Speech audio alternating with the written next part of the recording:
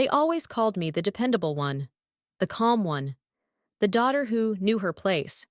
And for years, I thought that was love. Being the glue, staying quiet, smoothing things over.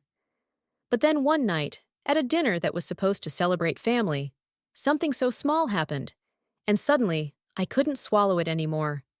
Not one more bite of silence. Please listen to the whole story, then let me know. Did I do the right thing by finally speaking up? I'd really like to hear your thoughts. It happened on a Saturday evening last spring, just before bluebonnets started to bloom across Austin. Funny how something so small, like where you're asked to sit at dinner, can pull up the roots of everything you thought you'd buried. I didn't see it coming. Not really. But in hindsight, the signs had always been there. I just got good at pretending they weren't. My name is Marin Alden. I'm 36, live alone in a one-bedroom apartment near Lady Bird Lake, and run a small but steady marketing firm called East Cliff Strategies. I pay my own bills, water my own plants, and sleep just fine without anyone beside me. By most accounts, I'm doing all right. But in my family, none of that seems to count for much. That evening, I was driving to the Velvet Fern, a restaurant that tries very hard to look old money, but mostly just smells like lemon polish and overcooked steak. My mom had called 3 days before, sounding sweeter than usual. "Spencer got into rice," she said, almost breathless. "We're doing a family dinner. Just something nice, you know. Everyone wants you there. It wouldn't feel complete without you." I remember pausing. Her voice was different, softer, like something in her had turned a corner. "Of course," I said. "I'll be there." I picked out a navy wrap dress she once complimented, got a card and a gift for Spencer, even curled my hair. I wanted, God help me, I wanted to be seen. Not as the sister who left, or the daughter who's still figuring it out, but as a grown woman, as myself. When I arrived, the whole extended clan was already there. Everyone dressed for the occasion, champagne glasses in hand, laughter bouncing off the whitewashed walls. For a second, it felt warm, like I'd walked into something I belonged to. Then Mom's eyes landed on the purse slung over my shoulder, a simple tan leather crossbody. Her lips tightened into that familiar thin smile. She didn't say anything, but she didn't have to. I felt the message all the same. That's not how a woman dresses for dinner at the Fern. I let it slide, I always did. I'd gotten very good at swallowing small slights like pills, bitter going down, but tolerable if you didn't let them sit too long. I greeted everyone, hugged Spencer, who actually looked surprised to see me, and looked around for my place. There was a long table set for the adults, then another, off to the side, filled with kids. My cousin's twins, a few middle schoolers, and even little Thomas, who still needs help cutting his meat. I scanned for my name card. Not on the main table. I looked again, thinking maybe it got misplaced. "Mom," I asked, keeping my tone light, "where should I sit?"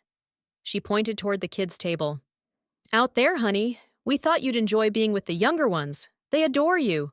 Plus, the adults are going to be talking about, well, boring grown-up things." I blinked. "I'm 36. "I know, sweetie," she said, touching my arm as if I'd missed the joke. "But you're still our little Marin. You know how it is." Someone at the adult table chuckled. "She's still our little Miss Bossy Boots, isn't she?" My ears burned. I smiled, tight-lipped, and walked toward the table, where a 10-year-old was loudly ranking Star Wars movies.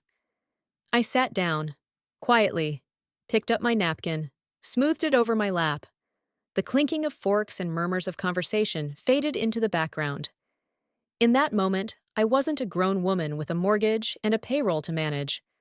I was a girl again, just the oldest daughter, always making room for everyone else, always folding myself smaller so others could take up space. I didn't eat much, couldn't. Somewhere between the salad course and the main, I stood up and left. Nobody noticed right away. Or maybe they did, but no one called after me. I drove home with the windows down. The air was cool against my face, and I let myself feel it. Really feel it. The weight of never being enough, never being seen as fully grown, fully human. Just useful, predictable, acceptable. Back in my apartment, I turned on the kitchen light, sat at the table, and opened the Notes app on my phone. I didn't mean for anyone to see it, I just needed to let it out. But when I pressed post, I knew something had changed. The morning after I hit post, I'd told myself I would sleep in. Just a few hours of stillness, I thought. Some time to remember I was allowed to breathe.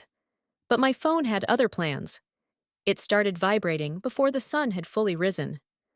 I'd left it on silent, but I could see it lighting up nonstop on my nightstand, glowing like a warning flare in the dark. By the time I reached for it, there were already over 30 notifications, texts, missed calls, emails, private messages, all stacked like kindling waiting for a spark. I sat up slowly, pulled my hoodie tighter around me, and braced myself. The first message was from my mother. "Call me." Then another. "This is not okay." And then, "What were you thinking?" No, "Good morning." No, "Are you okay?" Just immediate control, immediate shame. The messages kept coming, this time from cousins I hadn't heard from in years, except for baby announcements and the occasional forwarded meme. Travis, my mom's golden boy of a nephew, texted, "Grown women don't throw tantrums on Facebook. You embarrassed your mom." Then came another from someone else. No name, just the sharp edge of familiarity. "Still trying to be special, huh?" Tacked on was a laughing emoji that made my stomach clench. I sat there in bed, phone in hand, heart pounding like I'd just run through something burning. My untouched coffee sat cooling on the nightstand. I didn't reach for it. I couldn't move yet. My body felt stiff, like if I made one wrong shift, everything might fall out of me. Then came the one I knew was coming. The one that somehow still managed to land like a blow. "If you don't take that post down," Mom wrote, "don't expect this family to welcome you back." No room for misunderstanding. No offer to talk. Just exile. I didn't respond. I couldn't. Not yet. Instead, I opened the post again, not to edit, not to delete, but just to look. I needed to remind myself why I'd done it. There it was. Simple, clear, calm. Not cruel, not accusatory. Just the truth of how it felt to be dismissed gently, consistently, pushed to the edges of every holiday photo, talked over at every table, praised only when I made things easy. I didn't write it to be brave. I wrote it because pretending wasn't working anymore. Still, a familiar panic bubbled up inside me. What if I'd gone too far? What if this wasn't the kind of thing you come back from? I stood up, walked into the kitchen, and poured myself another cup of coffee. It was already cold. I didn't heat it. I needed it bitter. I wrapped both hands around the mug and leaned against the counter, breathing through the ache behind my ribs. That ache didn't have one name. It had 1,000 small ones, snide comments, backhanded compliments, silence in moments when I needed love the most. And then, like some thread of mercy, my phone buzzed again. Walter Derry. I stared at the name. My uncle, Mom's younger brother. The quiet one. The one who taught high school English and moved to Dallas before I turned 12. He never came back for holidays, and nobody ever explained why. But I remembered something about him. He used to talk to me like my thoughts mattered. He didn't just pat my head and call me sweetheart. He asked real questions. He listened. His message read, "I read what you wrote." It was honest, brave. I saw myself in it. "If you ever need someone to listen, I'm here." I read it again, and then again. The tears didn't come immediately. At first, it was just a loosening in my chest, like someone had quietly unlocked a door I didn't know was bolted shut. Then came the sting in my eyes, the sharp inhale, and I cried. Not loud, not dramatic, just steady, quiet tears that came with a single, liberating thought. I'm not alone. I wasn't broken. I wasn't being difficult. I wasn't some selfish daughter ruining Christmas. I was a person who had been trying to earn love by being quiet. And I'd finally stopped. I wiped my face on my sleeve and let out a breath that felt 10 years old. Get it together, Marin, I muttered. But there was no bite in it. Just habit. That night, I didn't scroll. I didn't defend myself online. I didn't text back. Instead, I opened my laptop and started to write. Not for the world, just for her. My mother. The words came slow, but sure. I started simply. I know you think I embarrassed the family, but I need you to know that for most of my life, I've been quietly embarrassed by how little I seem to matter in it. I wrote about the jokes that weren't jokes, the way no one ever asked how I was doing unless something was wrong, the way the kids' table wasn't the problem, it was just the symbol, the truth. When I reached the end, I didn't write "Love Marin," not because I didn't love her, but because I didn't want to coat clarity in old habits. I saved the draft, closed the lid, sat back. The post was still up. The silence was still loud. The shame they'd handed me was still buzzing in my pocket, but it didn't stick to my skin. The silence I used to live in had kept me small, but maybe this silence, the one that followed honesty, might finally be the start of something real. The phone rang just after I'd finished reheating some limp stir-fry, 3-day-old vegetables and rice, barely warm in the center, but it was all I had the energy for. I was curled up on the couch in my favorite gray sweatpants, the ones with the frayed hem and too big waistband. They didn't judge me. Neither did the silence of my apartment. But the name flashing on my phone did. Mom. Just 5 letters. But they made my stomach flip the way it always did before something I couldn't get out of, like a dentist appointment or a family funeral. I didn't want to answer, but I knew if I didn't, she'd just keep calling. Or, worse, she'd tell the rest of the family I was avoiding her. I picked up on the 3rd ring. "Hi, Mom." Her voice came sweet, measured, like honey that had been stirred too long. I didn't think I'd have to find out from Linda's niece that my daughter was airing our dirty laundry online. I exhaled slowly. I didn't name anyone. I didn't even mention the word family. I just told the truth. "The truth?" she scoffed. "No, sweetheart. That was you playing the victim. Telling strangers how hard your life is, while we all sat here wondering when you forgot who raised you." I bit the inside of my cheek. My instinct was to explain, to soften it, to say that's not what I meant. But I didn't. Not this time. "Mom," I said carefully, "I'm not trying to hurt anyone. I just couldn't keep pretending everything was fine." There was a pause. I could hear something in the background. Maybe the ceiling fan in her living room, or the slow breath she always took when she was choosing whether to yell or wound. Then came the blow. "You embarrassed this family, Marin. Do you think your father would be proud of what you wrote?" And there it was. She knew exactly where to aim. Dad had been gone for almost 20 years, but she still used him like a weapon when she needed control. The truth is, he was the only one who ever let me be both strong and soft, the only one who asked what I thought, not what I could fix. I closed my eyes. "Dad would have listened," I said quietly. "He wouldn't have agreed with everything, but he would have asked why I wrote it. He would have heard me out." She didn't like that. "He would have expected you to act like a grown woman," she snapped, "not post feelings on the internet like some teenager desperate for attention." Her words dug deep, but not because they were true, because they were familiar. I'd heard versions of them my whole life, just dressed in different coats. Then her voice dropped lower, sharper. "Maybe I need to rethink what happens with the house. That place was supposed to go to you eventually. But if you're going to tear down this family for a few clicks, maybe it's time to pass it on to someone who actually respects where they come from." And just like that, the threat was on the table. The house. The last thing my dad left us. The place I scrubbed baseboards in at age 10, where I held my breath through arguments, where I bandaged Spencer's knees when Mom was too tired to look up from her papers. The house, I thought, maybe foolishly, meant something to both of us. My throat tightened, but this time I didn't choke on my words. "If being respected means staying silent while you keep breaking me down piece by piece," I said, slow and steady, "then I don't want the house. I don't want anything that comes with a leash." There was no yelling, no rebuttal, just silence. Then, click. She hung up. I stared at the phone like it might ring again. It didn't. And strangely, I wasn't devastated. I wasn't even surprised.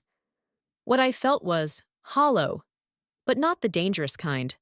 More like the quiet that comes after a storm, when everything's still wet and broken, but there's oxygen again. I got up, walked to my desk, and reached for the photo on the top shelf. It was from years ago.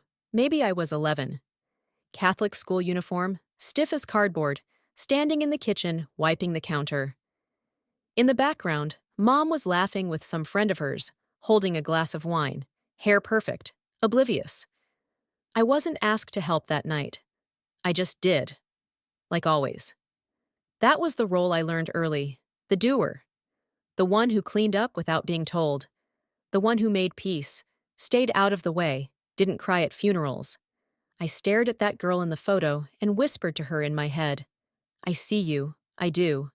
Then I sat down, opened my laptop, and pulled up the email I'd drafted the day before. The one full of carefully chosen phrases. I understand your position. I didn't mean to upset anyone. I still love you, Mom. I deleted it, every word. In its place, I opened a blank document. No filter, no cushion. At the top, I typed, what we call love and what it really is. This wouldn't be a rant, and it wouldn't be cruel, but it would be true. Because I wasn't writing it to win anything. I wasn't trying to prove her wrong. I was writing it so I wouldn't pass the silence down to anyone else.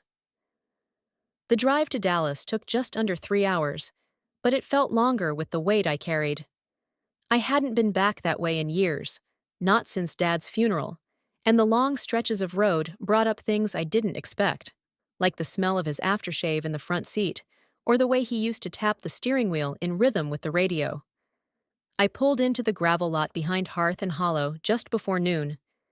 The place hadn't changed much, still that red brick front with green shutters that always looked slightly crooked, like they couldn't quite agree on their purpose. Inside, it was quiet. The kind of quiet that wrapped around you instead of pressing down on you. Walter was already there, sitting at a table in the corner with a worn paperback and a half-finished cup of coffee. He looked up when I walked in and smiled, the same way he used to when I'd surprise him at his classroom door after school. I didn't know if you'd come, he said, standing to hug me. I wasn't sure either, I said, meaning it. We sat. For a while, we just drank coffee and watched the steam curl above the mugs. No need to rush into the hard parts. It was Walter who finally broke the silence. You know, he said, setting down his cup, when I left the bank, your mom didn't speak to me for almost a year. Said I was wasting my education, that I'd never be more than a glorified babysitter. I looked at him. I didn't know that. He nodded. Oh, she was furious. Thought I'd embarrassed the family. Said I threw away a real career to play with crayons and juice boxes. I smiled a little, picturing him in his classroom with his students. He'd always had this gentle way about him, like nothing ever startled him, like he could listen to the worst thing and still find something kind to say back. I don't think she knows what to do with people she can't control, I said quietly. She doesn't, he agreed, because control is where she feels safest, and anyone who lives outside her lines scares her. I stirred my coffee without drinking it. It's just hard, you know? You keep thinking if you're good enough, patient enough, successful enough, she'll finally look at you and say, I'm proud of you. But it never comes. Walter leaned back in his chair, his face soft but firm. That's because she's still waiting for someone to tell her she was good enough. She learned to measure value in obedience, not connection, and now she's passing that lesson on. Something in my chest tightened, then loosened. We sat in silence again, but it felt different this time, like a silence you choose, not one you're forced into.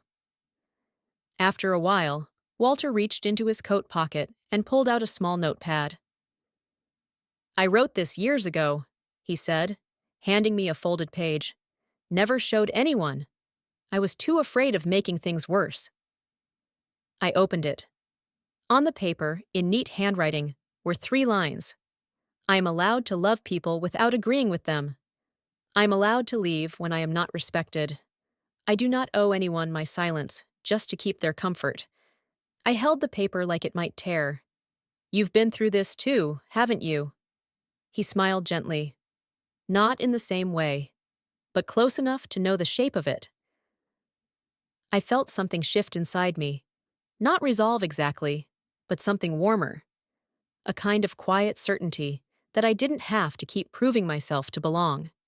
We talked a little longer, then hugged goodbye in the parking lot. He smelled like cedar and coffee, and something about that made me feel safe. On the way home, somewhere between Waco and Austin, I pulled off the highway. There was a scenic overlook, a little strip of grass and gravel with a wooden bench facing the hills. I parked the car, stepped out, and stood there for a long time. The wind was sharp, tugging at my hair and sleeves, but I didn't care. I let the tears come. Not loud, not messy, just quiet, steady tears that slipped down my face like the sky was finally clearing. I pulled out my phone and opened the Notes app. Without thinking too hard, I typed, I won't sit at the kids' table, not just in restaurants, but in life. Then I saved it, not for anyone else, just for me. The envelope came in the plainest disguise. No logo, no decorative script, just a crisp white rectangle with my name typed across the front, Marin Alden, and a return address that struck something low and cold in my gut. MacArthur, Willis and Darnell, the same law firm that handled Dad's will. It was wedged between a pizza coupon and my water bill. I almost tossed it onto the counter without looking. But something about the typeface, how official it felt, how emotionless, made me pause. I stood there in my kitchen, half dressed in pajama pants and a hoodie, hair still wet from the shower. My coffee was cooling fast, untouched since I poured it. I tore the envelope open with my thumb. The first page was legal, dry, distant. A revision to my mother's will. Just like that. The family home. The one on Garland Street, where I learned to ride a bike. Where Dad painted the hallway that soft green to calm Mom's nerves. Where I sat cross-legged during tornado drills in the hallway with a pillow over my head. Was now officially being passed entirely to Spencer. No mention of me, not even a symbolic clause. Nothing. I blinked, rereading the line again and again. I half expected to find a footnote somewhere, something like pending further conversation, or to be updated at a later time. But there was none, just a clean transfer of love and legacy to someone else. Behind the legal documents was a piece of pale blue stationery. I hadn't seen that color in years. Mom used to keep a whole box of it, reserved for sympathy cards, holiday notes to church friends, or thank you letters after hosting dinner parties. This wasn't that. There was no Dear Marin, no date, no pretense of warmth, just a tidy list. It read like grocery store items, but each line was a scalpel. You've distanced yourself from this family publicly. You've chosen to criticize rather than contribute. You've made choices that reflect personal ambition over family unity. You have no husband, no children, and no legacy tied to this home. You've made it clear that your values are no longer aligned with ours. I stood still. My fingers curled tighter around the letter as I reached the final line, the one that landed like something she'd rehearsed in her mind for years. A woman who lives alone, challenges her elders in public, and sees no issue with exposing personal matters online does not represent the Alden name. Not once did she say my name. Not once did she say I love you. I didn't cry. I just stood there, one hand holding the letter, the other wrapped around my lukewarm coffee mug like it could anchor me. But it couldn't. Nothing could in that moment. There wasn't sadness, not the kind that makes you collapse. There was stillness, the kind that comes after a storm when every branch is down and the streetlights are flickering, and for the first time you realize no one's coming to clean it up for you. That's when I felt it. Not rage, not heartbreak, clarity, a kind of still, aching knowing that settled into my bones and wouldn't let go. All these years, I'd clung to an invisible rope between my mother and me. I told myself it was just tangled, not fraying. That if I just worked harder, stayed humble, called more, compromised more, made myself smaller. She'd finally meet me somewhere in the middle. But this was her taking scissors to it. I walked slowly to the window. The sky was cloudless.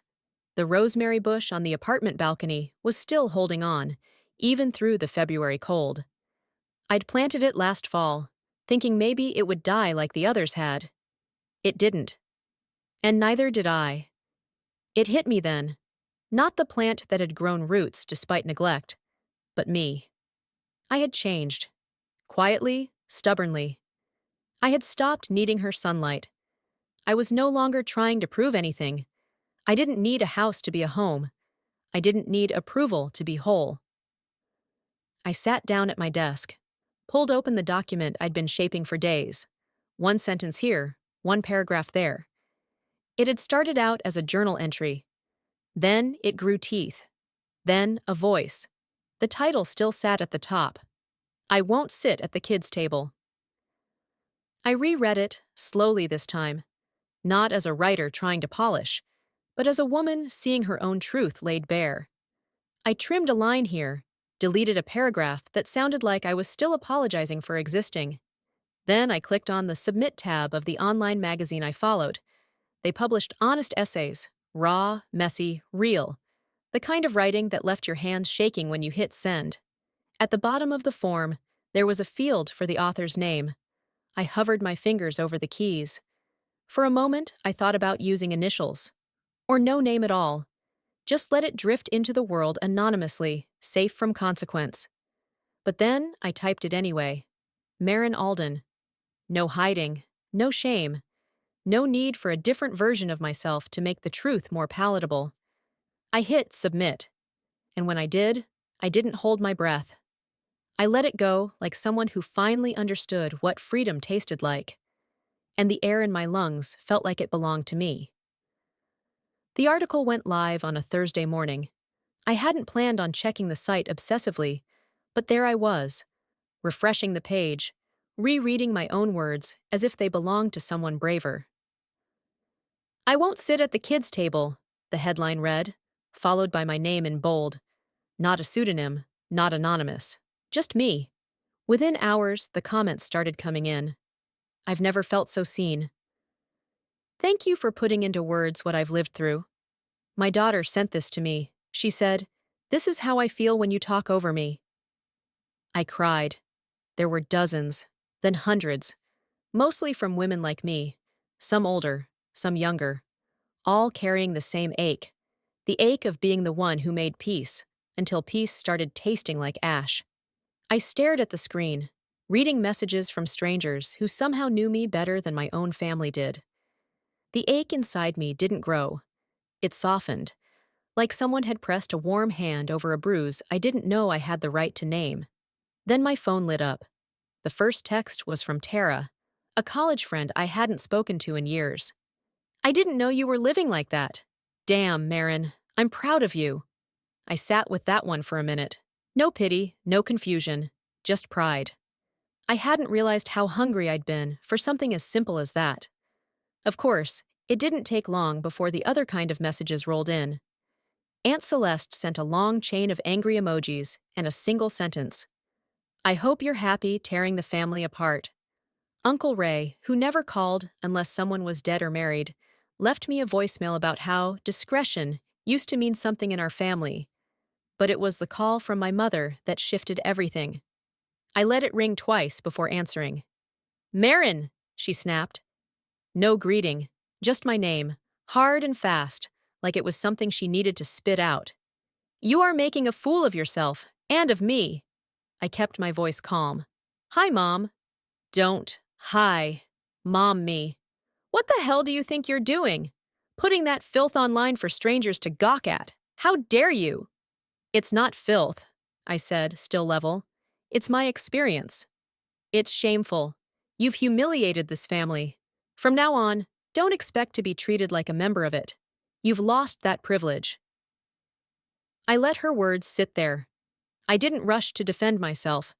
Didn't fall into the old habit of explaining, softening, negotiating. Instead, I said quietly, "I haven't felt like part of this family for years. And if staying in it means swallowing everything that hurts me just to protect your comfort, I don't want it. There was a beat of silence. I could almost hear her blinking, stunned by my calm. She came back sharper. Fine. Don't expect any more support, financial or otherwise. Don't come crying when things fall apart.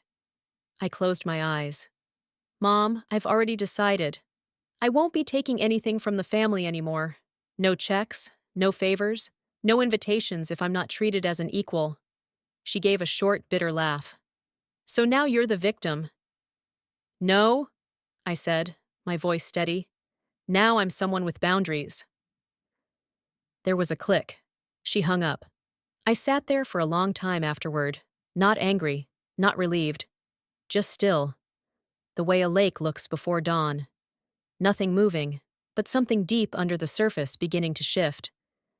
I didn't cry. I didn't tremble. I walked to my desk, opened my laptop, and started typing. But this time, it wasn't for an editor. It wasn't a blog post or a public statement. It was an email. To myself. The subject line read, "In case you forget." And the body? "This is not revenge. This is respect." I hit save. Then I closed the laptop, leaned back in my chair, and let the silence be enough. The invitation came in the form of a group email with the subject line, "Family dinner. Let's talk." No names, no pleasantries, just the time, the address, and the phrase, "Everyone's expected." I stared at it for a while. Not because I didn't know what to do, but because I knew exactly what I would do, and that knowing came with its own weight. The dinner was at the house I grew up in. That part hurt more than I let on. I hadn't set foot in that place since Dad's funeral. Since the night I realized my role there wasn't daughter, it was buffer, mediator, the one who makes things smooth. I drove there in silence.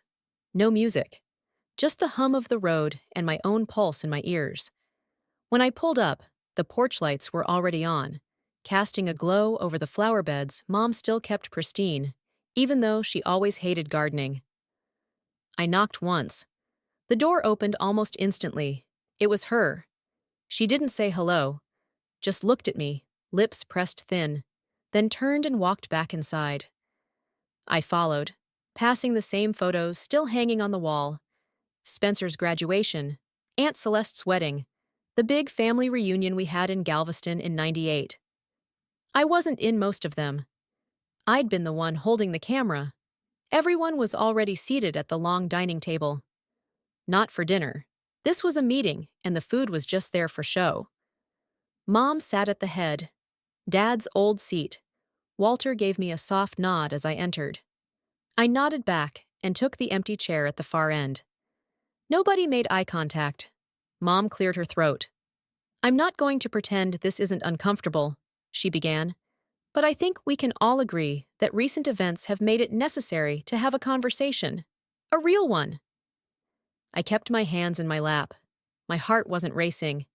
It was oddly calm, like it knew this moment had been coming for years. "What you wrote," she continued, "put this family in a very difficult position. People are talking. We've received calls. And I have to say, Marin, I don't know what you thought you were accomplishing, but it certainly wasn't dignity." I didn't speak, just listened. "You say you want to be treated like an adult," she added, "but real adults don't air private matters to strangers. They handle things with discretion, with grace. What you did was not grace." She paused. No one interrupted. I looked at her face, the way her jaw tightened when she spoke. I knew that look. It wasn't anger. It was fear dressed up in control. When she finally stopped talking, I waited a beat, then stood. I didn't raise my voice.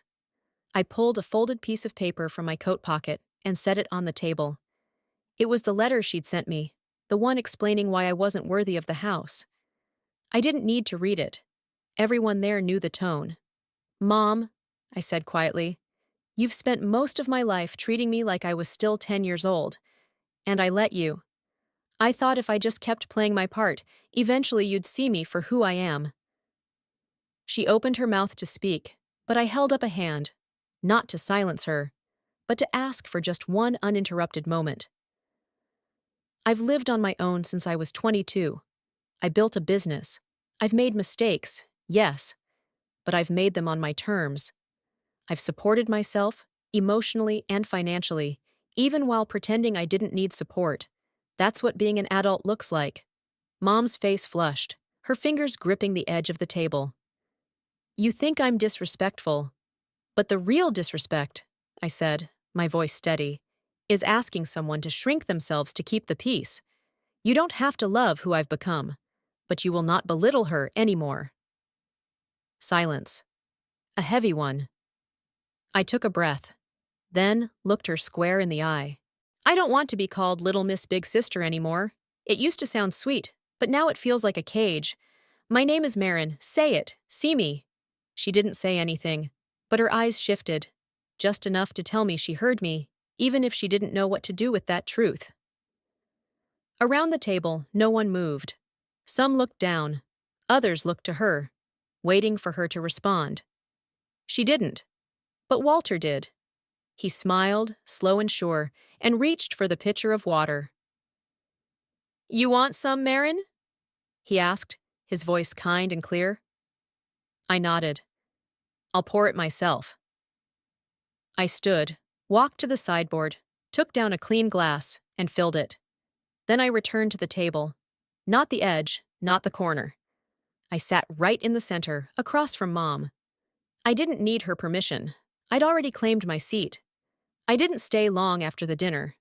No hugs, no lingering conversation at the door. I slipped out before dessert, while everyone was still digesting the weight of what had just happened. I didn't want to hear the whispers, the explanations, the excuses. I didn't need anyone to try and smooth things over. I needed air. So I drove. I didn't have a destination in mind, but my hands knew the way. 15 minutes later, I pulled into the old lakeside park where Dad used to take me on Saturday mornings. The one with the uneven benches and the small wooden dock where I once fell trying to catch dragonflies. I sat on the edge of a bench that had warped from years of rain and sun. The lake shimmered in the early evening light, quiet and glassy, broken only by the occasional ripple from a duck or the breeze. And I let myself cry.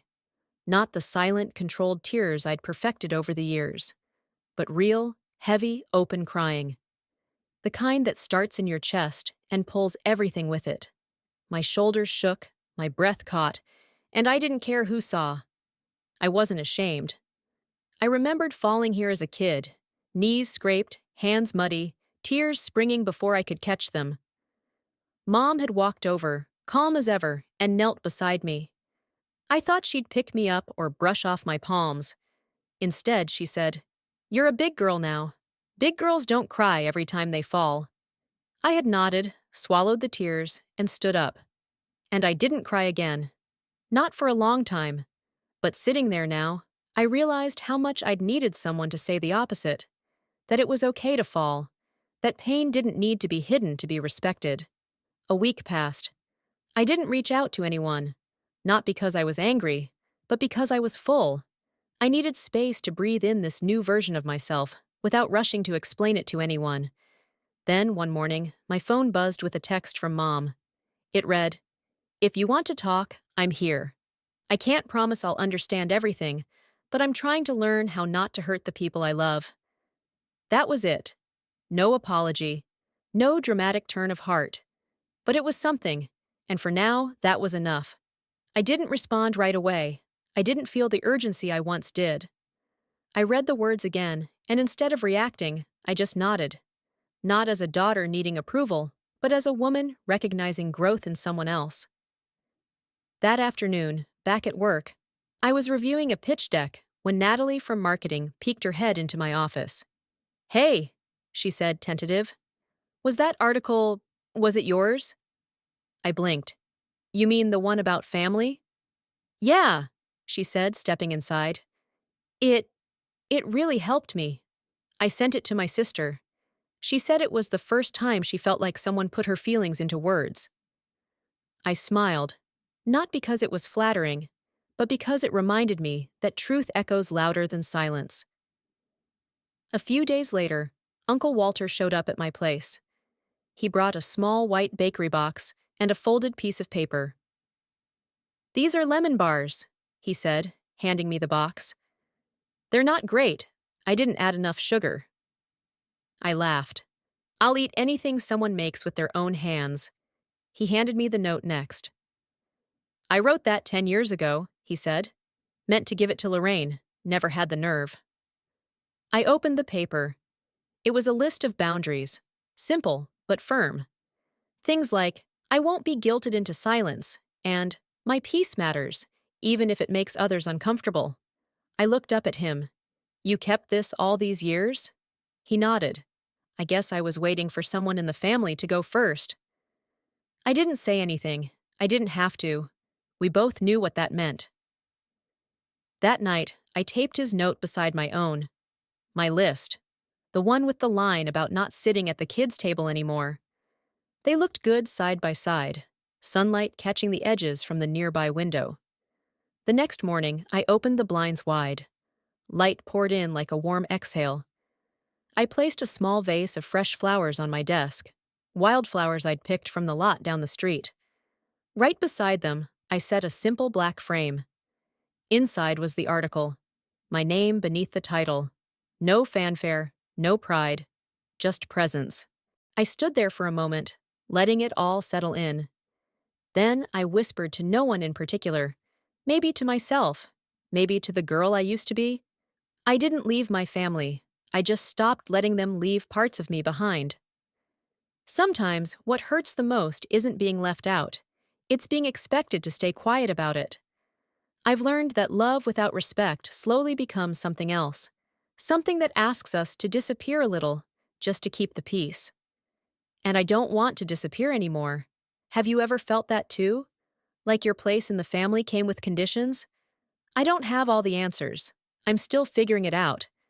But if this story made you pause, if it reminded you of something you've carried quietly, then I'm really glad you listened. And if you'd like to walk with me through more stories like this, I'd be honored to have you with me next time.